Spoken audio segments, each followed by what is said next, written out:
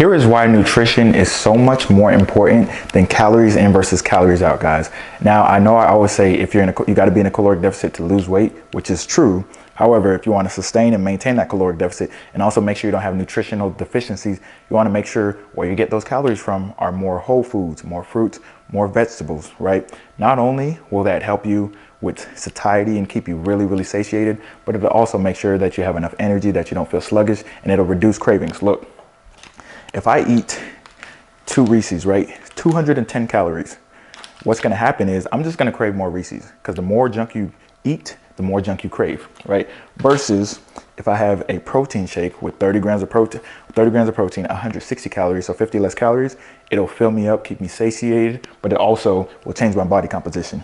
You see, if you're eating a bunch of Reese's, if you're eating a bunch of chips, all these foods are super low in fiber, super low in protein, and they have no nutrients in them. And because they don't have nutrients, when you break down these foods, you actually utilize your nutrients, which is why people who eat like a lot of chips, a lot of fries, a lot of empty calories, they end up with a lot of nutritional deficiencies. All right.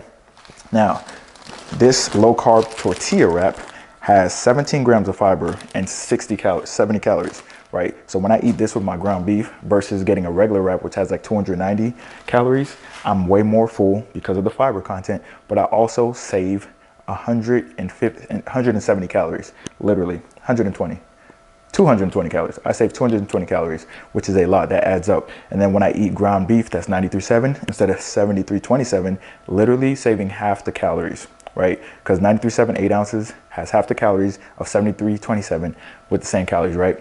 That's one thing. Another thing is you'll notice when you are eating a lot of junk, like for example, say you have 2,000 calories in order to lose weight, right? So you're like, oh, all I need to do is hit 2,000 calories.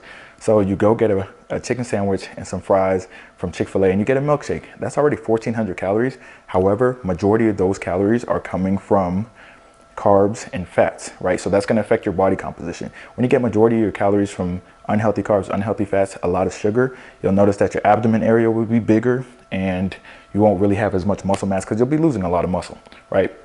Not to mention that if you have that one meal, it's already 1,500, 1,800 calories, somewhere in that range. So now you only have 200 calories left. And since your protein is so low from that meal of, chicken sandwich, fries, and milkshake, now you're going to have to get the rest of your calories from protein. And that's not very sustainable. Just imagine you could only eat one Chick-fil-A meal a day and then you have to eat like 3 packs of tuna in order to, hit your goals. That's just not going to happen, right?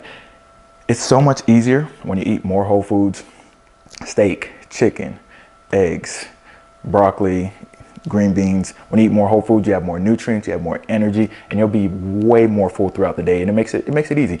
That's why if you feel super hungry on your cut, right? If you're on a cut and you feel super hungry all the time, or you're like, yeah, I can't eat in a deficit. I just don't feel good when I eat in a deficit. It's because what you're eating in a deficit doesn't have a lot of volume. That's why I always preach the volume method, because when you eat with a lot of volume, it's like, damn, am I overeating? No, you're just eating high fiber, high protein, and you're making better choices. Like I said, if you go to Chipotle and you get a burrito, I'm going to show you guys my day of eating. It's coming up soon. So if you go to Chipotle and you get a burrito, their burrito wrap has like 290 calories, I think. This has 70. So just use this instead. Bring your Chipotle home and use that instead, or bring that shit to Chipotle. It's literally, you'll save 220 calories. It makes a huge difference. All right. And when you're eating fast food 24/7, you're going to crave more fast food. You're going to be eating high fat foods. You're going to be eating processed foods. I've only talked about like the effects it has on your physique.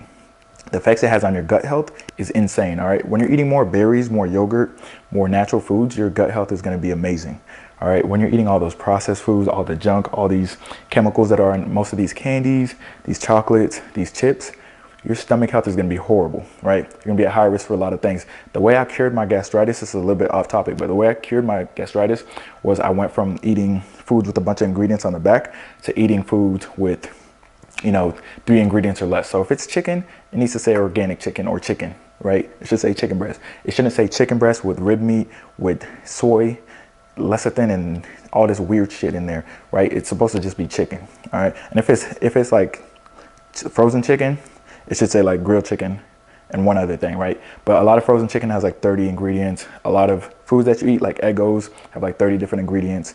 And Most of these junk foods, like I said, they're not high in fiber, which when you eat a lot of foods that aren't high in fiber, you're not going to be full, and it's going to spike your insulin a little bit more. You'll notice you store more fat. So any of my Caribbean folks watching this, you know that our diets, like Caribbean diets, consist of a lot of carbs and a lot of fat, right? Which is why we tend to have a big round belly, because majority of our calories come from carbs and fat, and all get stored in the abdomen area, and all the cholesterol in the food, you gain visceral fat, etc. Right? So if you're in a calorie deficit, if you're attempting to get into a calorie deficit, make sure that you eat more whole foods, all right? More whole foods, and keep it simple. Make sure you're eating your vegetables and your fruits. And for fruits, mostly berries and apples and things like that, right? And then make sure that if you're eating wraps, like high fiber wraps, make sure they're super low in calories instead of high in calories, all right? Hope this helps.